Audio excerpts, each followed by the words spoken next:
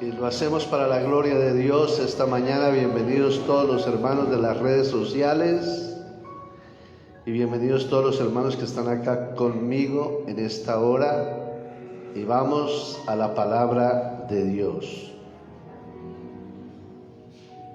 Ezequiel capítulo 40. Vamos a estar en Ezequiel capítulo 40, 41 y 42. Es la idea resumir estos textos bíblicos para enseñarles un tema que se llama para que se cumplan las promesas de Dios. Para que se cumplan las promesas de Dios. Es el tema de esta hora, basado en estos capítulos de las Sagradas Escrituras. Entonces, ustedes tienen ahí sus Biblias. Vamos a procurar, no, de pronto leemos algún versículo, pero presten atención para poder entender mejor. Lo primero que está diciendo en el capítulo 40, Ezequiel, es que tiene una visión de parte de Dios. Una visión que Dios le ha dado 14 años después de haber sido hecho el pueblo de Israel cautivo en Babilonia. Aunque este cautiverio no tiene el ánimo de esclavizar a la gente, como en el caso de los egipcios, que estuvieron esclavos por 430 años, sí eran cautivos. En esa nación podían trabajar, podían surgir económicamente, podían hacer negocios, podían hacer sus empresas, todo, pero no dejaban de ser cautivos. Entonces la visión de Ezequiel consta de ver un varón, un hombre de Dios, un hombre celestial, con una caña de medir. ¿Una caña de qué? De medir. Una caña de medir, es decir, un metro, le llamaríamos nosotros hoy, un metro o un decámetro o algo por el estilo.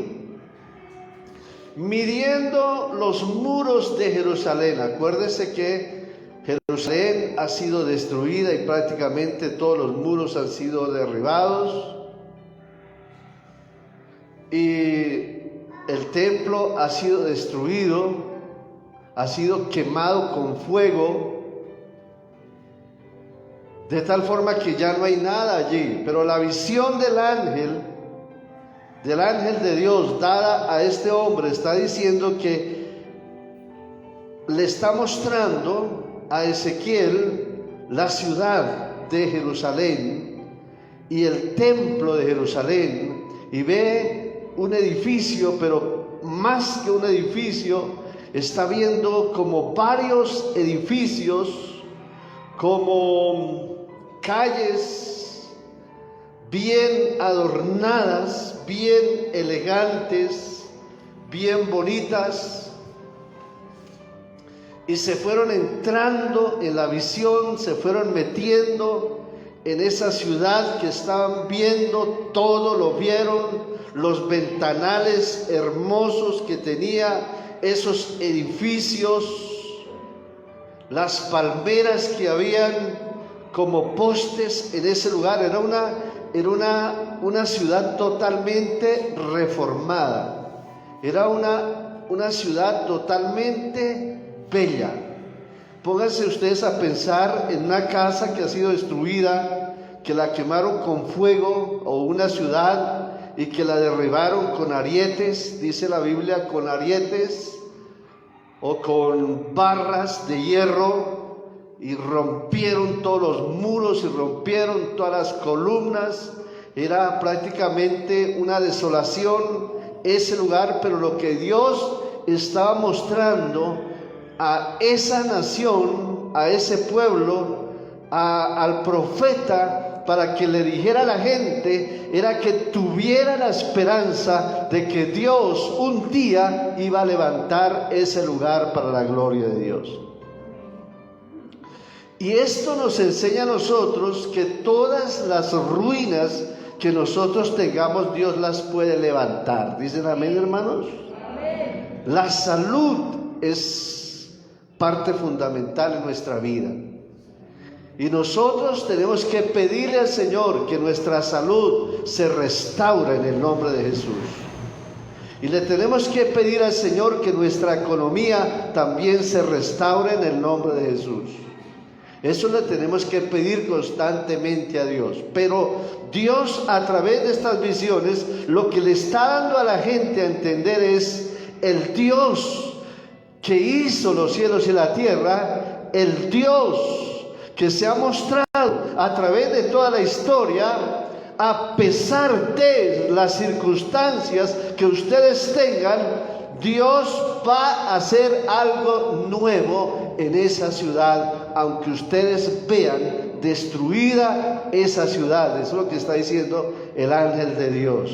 Y es lo que está diciendo al pueblo de Dios, aunque ustedes vean ruina económica o ruina espiritual o ruina familiar, Dios puede levantar de esas ruinas hogares nuevos, situaciones nuevas, economía nueva para la gloria de Dios y salud nueva. ¿Cuántos alaban al Señor Jesús? Dios puede levantar todo nuevo. Eso era entonces lo que estaba viendo. ¿Cómo se llama el que estaba viendo ahí? Ezequiel.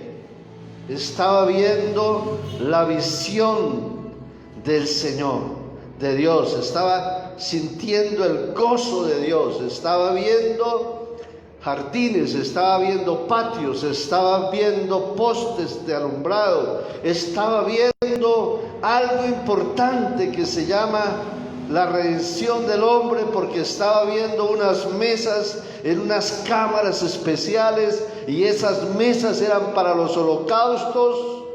Y aquí Dios piensa en nosotros también en el área espiritual, porque bien sabemos nosotros que somos pecadores, bien sabemos nosotros que cometemos errores, bien sabemos nosotros que fallamos delante de Dios, bien sabemos nosotros que necesitamos la redención de Dios, y para ello era necesario sangre. Y entonces aquí se estaba viendo los holocaustos, los bueyes, las vacas, las ovejas que la gente traía para que derramaran la sangre de ellos, y con ellos existiera la remisión de sus pecados.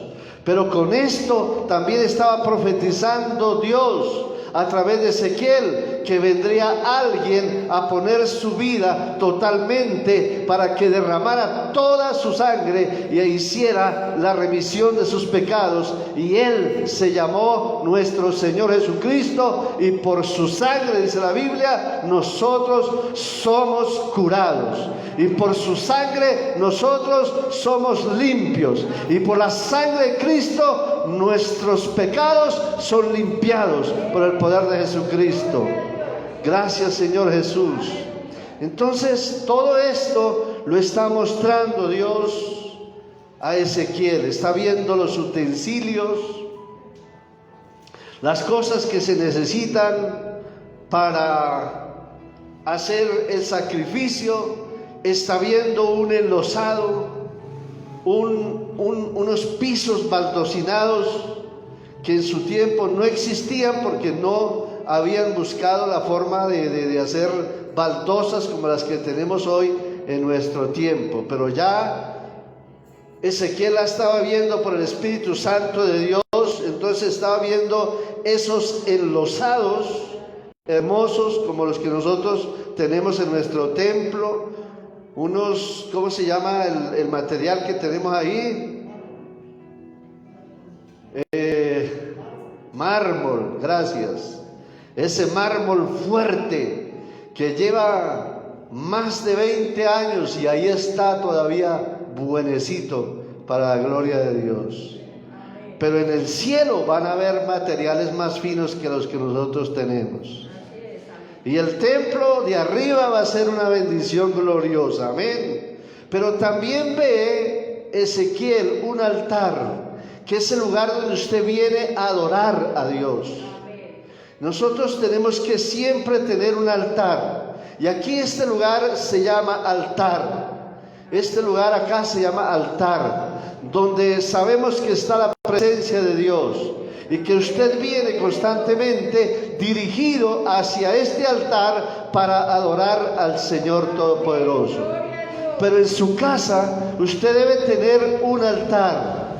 ¿Y cuál será el altar suyo? No es un lugar donde haya imágenes, donde hayan velas, donde hayan mechos, nada de eso. Lo que usted debe tener es un lugar especial de su casa, un cuartico, puede ser su propio cuarto, donde usted se pueda arrodillar delante de la presencia de Dios, una silla especial, donde usted se pueda arrodillar delante de Dios y allí usted pueda adorar al que hizo los cielos y la tierra, de rodillas, clamando a mi Señor y adorando al que vive por los siglos.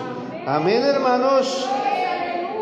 Nosotros debemos tener ese altar en su casa, un altar no de quejabanzas, no tanto de quejas, no tanto de problemas. Sí le podemos pedir al Señor, claro, le podemos pedir, le podemos clamar a Dios, pero en ese altar alabe a Dios también, glorifique a Dios, levante sus manos, adore al Rey precioso, y usted allí va a sentir la presencia del Espíritu Santo de Dios. Amén, hermanos.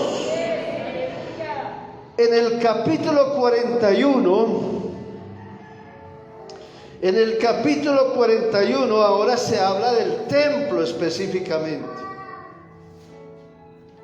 En el 40 se está hablando del lugar, del sitio, de la ciudad.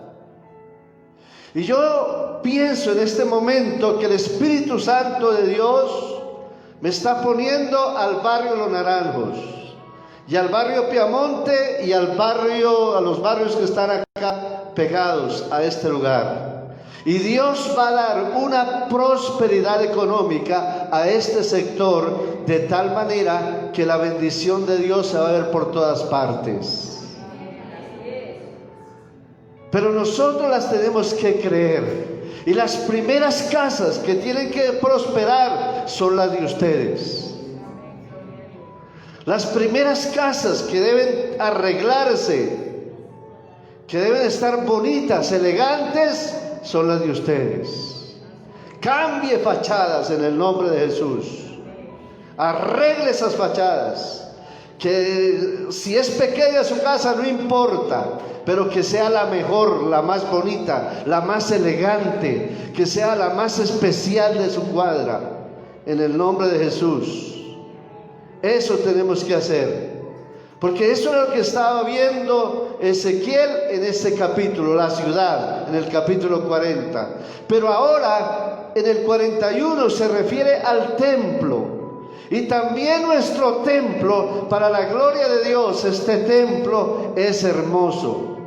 Y le tenemos una buena fachada, gracias al Señor. Pero ahora nos toca, un día de estos, poner un andamio, echarle una lavada a las ventanas, bien bonito para que quede elegante. ¿Cuántos dicen amén? Amén. Nuestro templo tiene que ser bonito, tiene que ser hermoso, para la gloria de Dios. Y tenemos que procurar terminar el tercer piso, porque no hemos podido terminar este piso. Y dijo un señor el otro día que vino a colocar un vidrio, dijo: este piso desde hace muchos años lo veo igual. Amén, gloria a Dios. No, yo no le di amén a gloria a Dios, porque el hombre estaba diciendo que no había prosperado ese piso. Pero no, estaba hablando del tercero. Estaba hablando del tercer piso. Entonces tenemos que tratar de hacer este lugar lo más bonito para la gloria de Dios. Amén, amén. El templo debe ser la característica que Dios tiene para el templo suyo.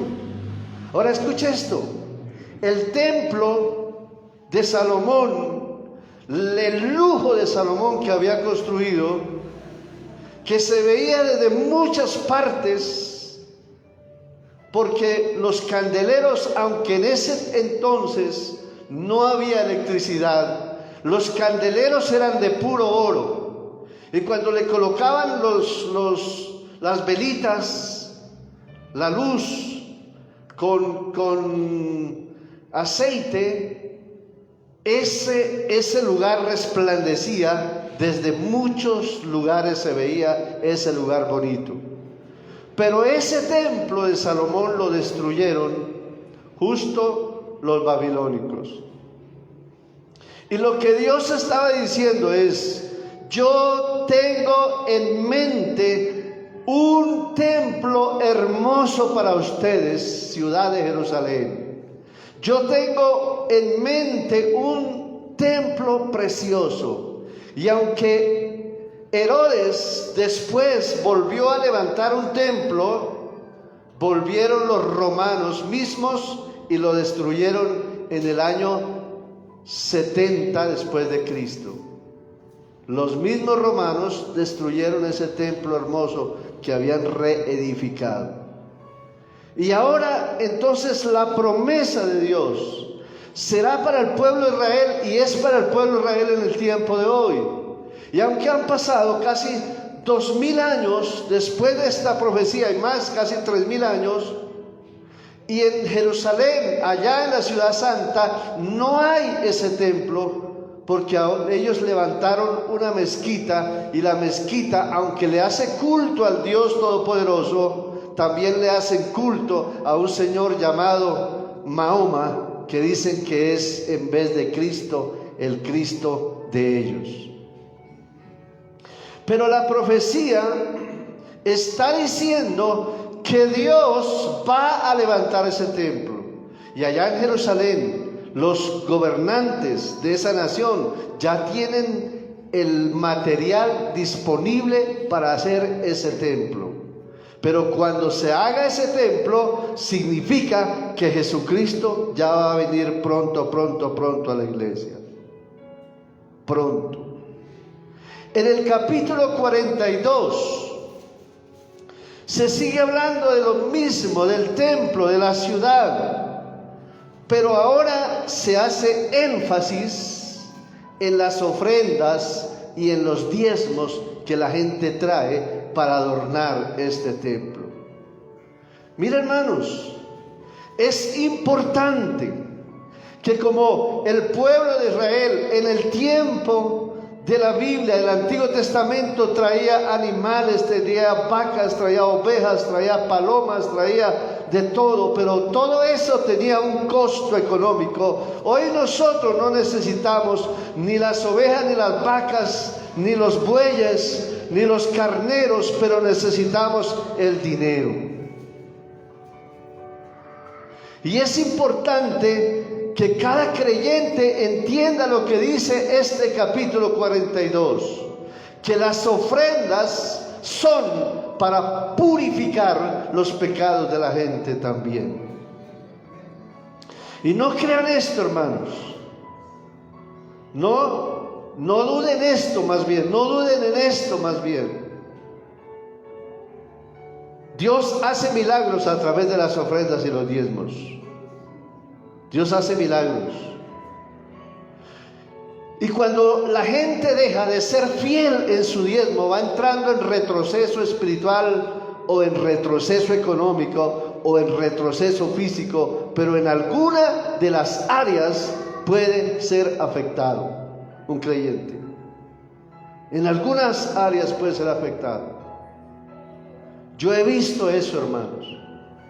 Yo he visto creyentes que eran fieles diezmadores y de repente dijeron: ya no más, no voy a volver a llevar plata ya. Y automáticamente sus hogares, su salud, o en alguna área, o sus finanzas empezaron a decaer. Y la gente, y ellos no saben por qué. hasta que el mismo Espíritu Santo les ha dicho, porque ustedes han dejado de ofrendar y diezmar. Y ellos han empezado otra vez a restaurar su vida. Son varios los testimonios que he escuchado a ese respecto. Como el varón aquí en Bogotá, que el Señor lo empezó a bendecir cuando llegó al Evangelio del Señor Jesucristo, empezó a bendecirlo el Señor y surgió económicamente, surgió, y él daba diezmo de todo lo que ganaba. Pero un día dijo: no más, estoy enriqueciendo la iglesia demasiado. Y dejó de diezmar. Él había levantado una empresa de 3 pisos, pero un día de repente surgió un cortocircuito en el primer piso, se incendió esa fábrica, cogió todo el edificio y dejó todo completamente en ruinas. Y el hombre le preguntaba al Señor, y el Señor le decía: Satanás hizo esto por cuanto tú no tienes ahora autoridad, porque no estás diezmando ni ofrendando. Y entonces él le pidió perdón al Señor. Le pidió perdón y dijo: Señor, de hoy en adelante otra vez voy a empezar a diezmar. Y como yo duré un tiempo sin diezmar, voy a ir aportando de la deuda que tengo anteriormente. Y entonces él traía su diezmo más, un poquito más, para abonar la deuda de los diezmos. Y entonces el Señor lo restauró otra vez, y hoy tiene 3 veces más de lo que antes tenía. ¿Cuánto alaban al Señor? Dele aplauso al Señor Jesucristo.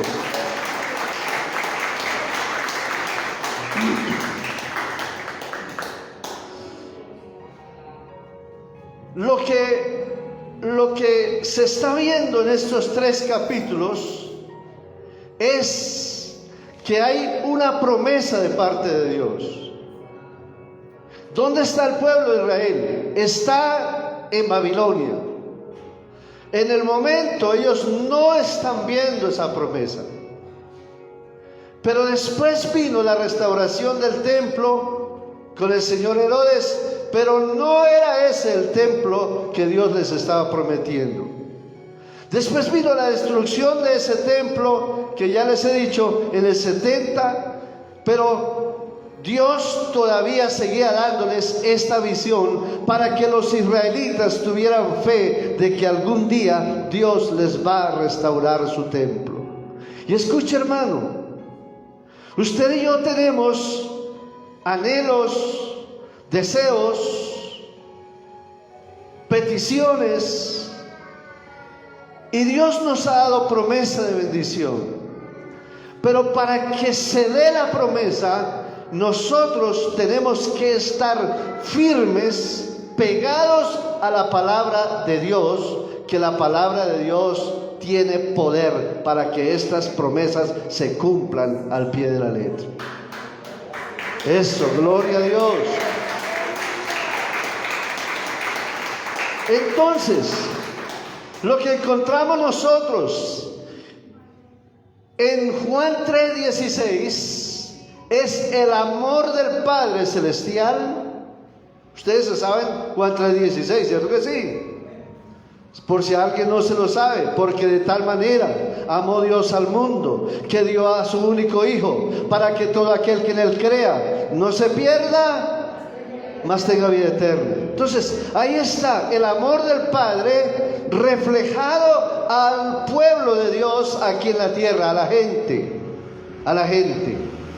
Y entregando a su Hijo Jesucristo, entregándolo para que todo aquel que en él crea no se pierda, mas tenga vida eterna. Y los versículos anteriores están haciendo alusión a Jesús, que un día Jesús sería levantado en una cruz, y que todas las personas que vieran a Jesús levantado tendrían vida eterna. Así como Moisés había levantado una serpiente para que lo sanara de sus picaduras, sería levantado Jesús. Y entonces es aquí donde se hace alusión al amor que Dios tiene por cada uno de nosotros. Y con la venida de nuestro Señor Jesucristo llegó el Evangelio a la tierra. Y al llegar este Evangelio poderoso a esta tierra, nosotros entendemos que este Evangelio, prescrito en 4 libros que están desde Mateo hasta Juan, y complementado por los siguientes capítulos y siguientes libros de los otros hombres de Dios, que son los 27 libros totales del Nuevo Testamento, entendemos que este Evangelio poderoso, dijo Pablo en Romanos 1:16, es poder de Dios para todo aquel que cree, al judío primeramente y después a los demás. Y esos demás somos nosotros, y que no nos tenemos que avergonzar de este Evangelio, porque es poder de Dios. Amén, hermanos. Es poder de Dios.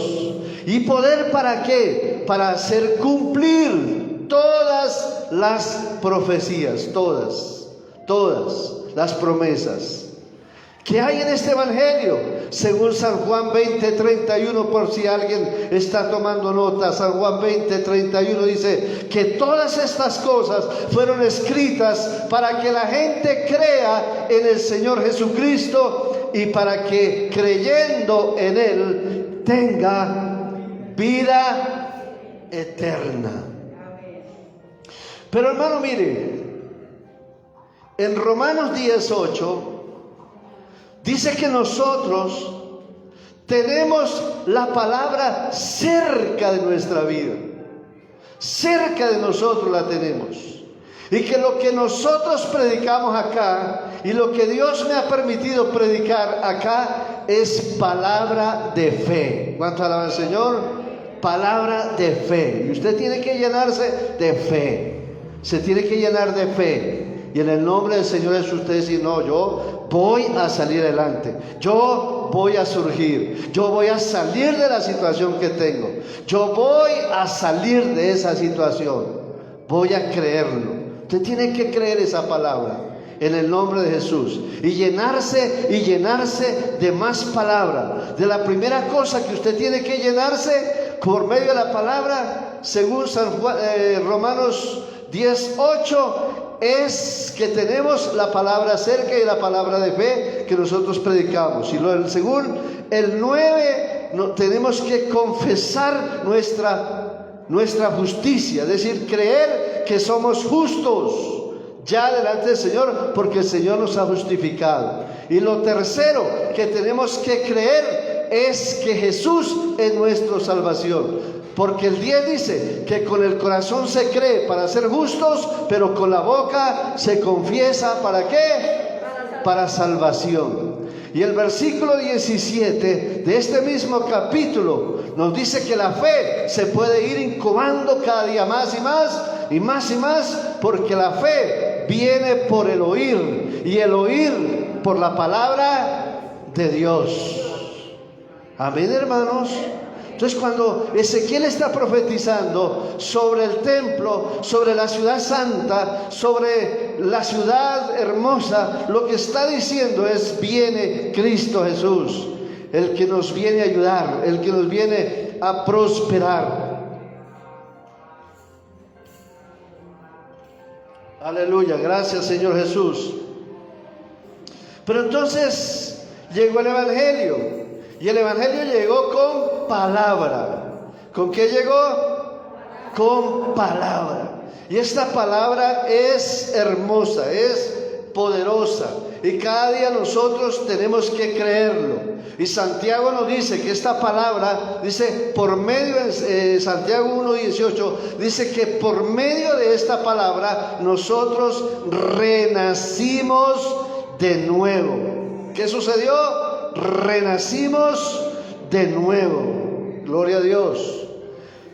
Y cuando uno mira Efesios capítulo 6 versículo 17, dice que nosotros nos tenemos que poner un casco en la cabeza.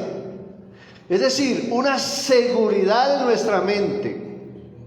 ¿Y qué es? La seguridad de que usted y yo somos hijos de Dios y por lo consiguiente somos salvos. Amén, hermanos. ¿Usted quién es? Usted es un hijo de Dios. ¿Cuántos lo creen, hermanos? ¿Usted quién es? Usted es un hijo de Dios, y que no hay poder diabólico, no hay poder satánico, no hay poder de nada en el mundo entero que pueda vencernos, a menos que Dios lo permita. Pero que el Señor tenga misericordia de nosotros. Amén, hermanos. Pero nosotros podemos en el nombre de Jesús orar, clamar y reprender en el nombre de Jesús. Y según Efesios 6:17, también tenemos que tomar la palabra de Dios, la palabra del Espíritu, la palabra del Espíritu, que es la espada de Dios. Usted tiene que tener esas dos cosas, la espada del Espíritu y la seguridad de ser salvo, la seguridad de ser un hijo de Dios. Y como está escrito en Hebreos 4:12, que esta palabra de Dios es viva, es eficaz, más cortante que toda espada de dos filos, que penetra hasta partir el alma y se profundiza entre los huesos y llega hasta los tuétanos, donde se produce la sangre de un ser humano. Ahí se produce la sangre de un ser humano. Entonces nosotros tenemos esta palabra preciosa que coge todo nuestro cuerpo y nos llena de la bendición de Dios. Amén, amén. ¿Cómo hacemos entonces? ¿Cómo hacemos para que se cumplan las promesas de Dios? Agarrarnos de esas promesas, nada más. Usted y yo sabemos que estamos en tiempo de pandemia y toda esa cosa, que la gente está muriendo. Y claro, hay muchos que se han muerto y no lo podemos ignorar. No lo podemos ignorar. Y por eso nos estamos cuidando también, porque esto es un juicio. Y lo que queremos pedirle al Señor es que Dios nos guarde y nos proteja de estos juicios. Pero tenemos que declarar la palabra de Dios, tenemos que declararla. Y para que se cumpla la promesa, usted tiene que tener palabra de Dios en su mente. Y la palabra de Dios está de mucho tiempo de atrás. Y todos los 3 capítulos que vimos de Ezequiel son pura palabra de Dios de promesa al futuro. Y esas promesas del futuro también son para nosotros. Son para nosotros, para usted y para mí. Y buscamos la manera de tener nuestra ciudad, nuestra mejor ciudad, nuestra prosperidad, nuestra ciudad. Y buscamos la manera también de tener nuestro mejor templo. Y buscamos también la manera de dar nuestras mejores ofrendas para la gloria de Dios, porque queremos agradar a Dios y que nuestro cuerpo sea restaurado para la gloria de Él. Pero tenemos que tomar esta palabra que nació en el amor de Dios cuando Jesucristo descendió a la tierra, y que se convirtió en 4 evangelios y se convirtió en el Nuevo Testamento de 27 libros. Lo tenemos que tomar, y ahora no solamente tenemos esos 27 libros, sino que tenemos un conjunto de 66 libros que usted y yo tenemos que leer constantemente. Yo voy ya en la vez número 45 de leer la Biblia para la gloria de Dios. Y quiero más, porque quiero tener esta fluidez espiritual y bíblica que Dios me ha dado para darles a ustedes. Quiero darles cada día esa palabra preciosa a cada uno de ustedes. ¿Para qué? Para que crezca la fe. Y en 2 Corintios capítulo 10, versículo 4 dice: porque las armas de nuestra milicia no son carnales, sino poderosas en Dios para destrucción de fortalezas. Oh, gloria a Dios.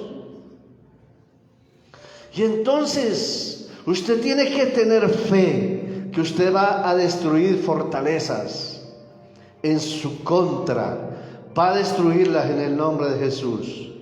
Y para que la gente que sea altiva se caiga, para que toda altivez levantada contra nuestro Señor Jesucristo sea derribada en el nombre de Jesús. Es lo que está diciendo 2 Corintios 10, 4 y 5.